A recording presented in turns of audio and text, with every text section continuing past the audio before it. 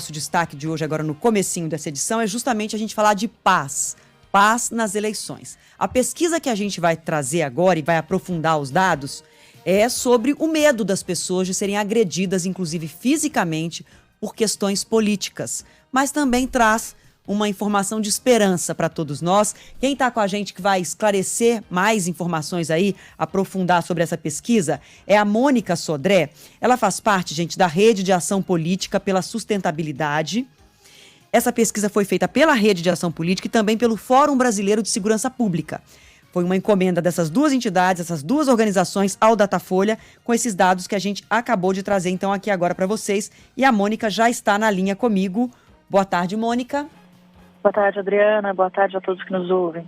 Prazer estar com vocês. Prazer é nosso. Acho importante demais nesse Dia Internacional da Democracia a gente falar dessa pesquisa que preocupa, para a gente entender o que foi diagnosticado nesse levantamento que vocês fizeram. O dado de que quase 70% de cada 10 brasileiros, 7 temem sofrer agressões, é o que mais impressiona, ou seja, as pessoas são um termômetro do que a gente está vendo no noticiário. Quando a gente noticia ataques, assassinatos ou agressões físicas, verbais, por questões políticas contra jornalistas, as pessoas, a sociedade como um todo, sentiu que esse momento é diferente, correto, Mônica? É um dado preocupante, Adriana. A gente tem aí, como você disse, 67% das pessoas afirmando terem medo de serem vítimas de violência por conta das suas posições político-partidárias. E a gente tem 5,3 milhões de brasileiros nos 30 dias anteriores ao campo, à pesquisa, dizendo que foram vítimas de agressão ou de violência por conta das suas posições políticas ou ideológicas ou partidárias. Isso nos preocupa. Por outro lado, há bons indicadores. Você mencionou isso na sua fala. É uma população, no caso dos entrevistados, cerca de 90% deles, quase 90%, afirmam que confiam na democracia e que entendem que quem sair vitorioso das urnas no dia 2 de outubro deve ser empossado, 2 de outubro ou no segundo turno, né, enfim, deve ser empossado ali em 1º de janeiro de 23. Então há dados preocupantes, sim, sobre a violência, mas há também esperança de um povo que acredita na democracia e valoriza os direitos que conquistou há 35 anos. Quando a gente fala de 3,2% dos entrevistados que já sofreram ameaças por alguma motivação política, isso agora só nesses últimos 30 dias, como você ressaltou, parece pouca coisa, mas a gente está falando de um país enorme. Então, esse dado do total de entrevistados que disseram sofrer essas agressões, já terem sofrido, equivale proporcionalmente a 5,3 milhões de brasileiros. E essas pessoas disseram que sofreram agressões físicas, isso inclui agressões físicas ou são ameaças, algum tipo de perseguição ou mensagem mais violenta na internet? Isso engloba tudo, não só uma violência mais extrema? É essa a questão.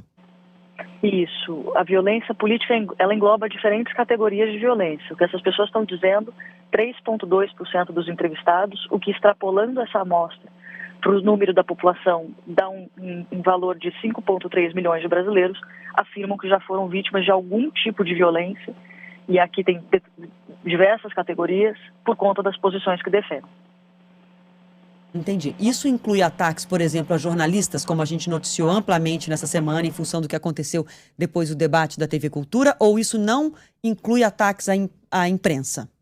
Adriana, eu acredito que não inclua, embora eu precise destacar aqui, não por conta dessa pesquisa da RAPS com o Fórum Brasileiro, mas de outras pesquisas, como por exemplo da ABRAGE, Associação Brasileira de Jornalistas e Jornalistas, que demonstram que a violência tem crescido e a violência contra a imprensa também. Mas eu acredito que essa pesquisa sobre a qual eu estou me referindo agora não traga essa classificação, essa categoria específica. Mônica, você falava aí a respeito da idade da democracia brasileira, né? É uma democracia recente, se a gente for comparar com outros países do mundo, desde a redemocratização, um pouco mais aí de 30 anos. Em determinado momento, a gente tinha a impressão que, mesmo nova, a democracia do Brasil já estava um tanto quanto estabilizada, né, concretizada. E de uns anos para cá, parece que sofreu alguns abalos. Existe uma série histórica dessa pesquisa? E se não existe, qual a tendência que vocês identificaram a partir de agora? Você disse que a gente pode encarar com otimismo, né? As pessoas querem paz nas eleições, nessas e nas outras que virão adiante. Mas são as duas questões. Dá para fazer um comparativo com uma série histórica e qual a tendência em um curto prazo para esses números?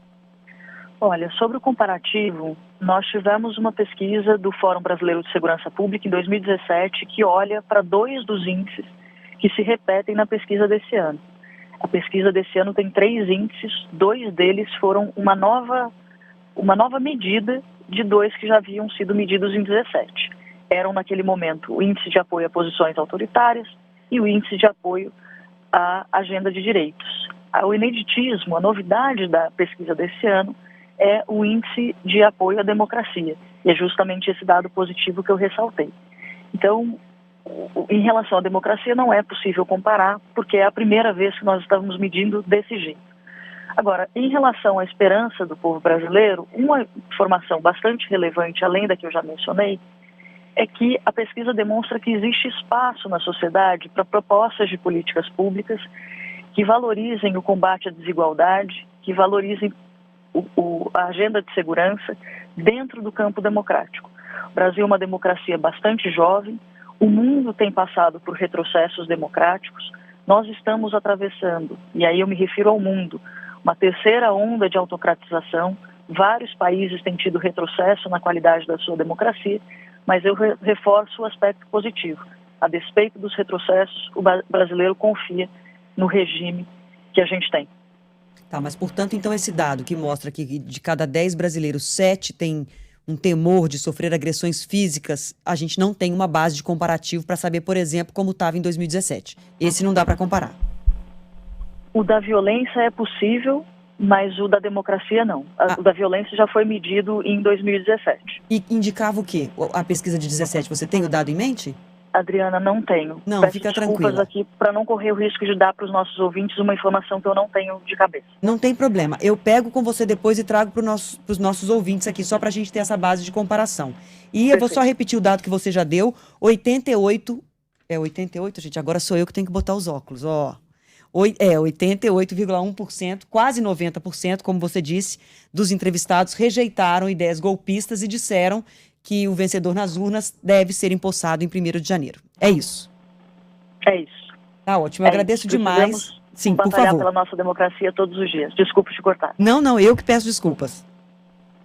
É isso, Mônica Sodré falou com a gente, ela que é diretora da Rede de Ação Política pela Sustentabilidade e que junto com o Fórum Brasileiro de Segurança Pública fizeram, portanto, essa pesquisa pelo Datafolha, encomendada ao Datafolha com esses dados. Eu fico devendo, eu já tenho uma cadernetinha aqui de fiado com os nossos ouvintes, vou ficar com esse dado. Se a gente conseguir até o final da edição de hoje, vocês me passam aqui por WhatsApp e eu trago a informação para os nossos ouvintes. Mas te agradeço demais, Mônica, pelas informações. É muito importante a gente tratar desse assunto.